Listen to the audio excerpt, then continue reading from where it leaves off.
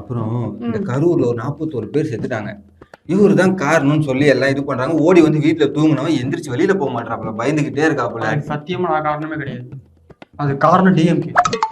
பாலகா மத்தவங்களை ஏமாத்தின மாதிரி ஆத்தாவை ஏமாத்த முடியாது பாலகா. ஆத்தா என்கிட்ட எல்லாத்தையும் சொல்லிருச்சு பாலகா. எத்தனை மணிக்கு வரேன்னு சொல்லிட்டு நீ எத்தனை மணிக்கு போனேன்னு எல்லாருக்கும் தெரியும் பாலகா. லைவ்ல ஆத்தாவே பாத்துருச்சு பாலகா. என்கிட்ட பொய் சொல்லாத பாலகா. ஆமாம்மா, எல்லா இடத்துலயும் ஒரே பொய்யா பேசுறேன்.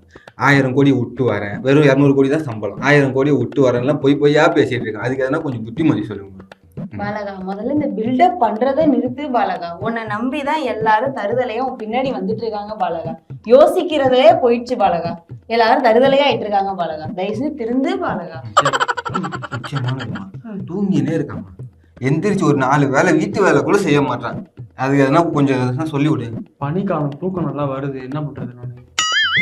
நீ என்ன பண்ற பாலகா, எல்லாத்தையும் விட்டுட்டு ஆத்தா கிட்ட வந்து சரணடைஞ்சிரு, சீடரா மாறிடு. இங்கயா? இங்க நல்ல முடிவு. அது கஷ்டம். நல்லா இருக்கும், நல்லது. உன் வாழ்க்கைக்கு அதுதான் நல்லது. சரி, யோசிச்சு சொல்றேன். பீஸ் கொடு. பீஸ் அங்க வெளியே குடுத்துட்டு போ பாலகா, கவுண்டர்ல. சரி போலாமா? பேசுறாங்க. ஹலோ, நான் தான் பேசிட்டு இருக்கேன். சரி வா.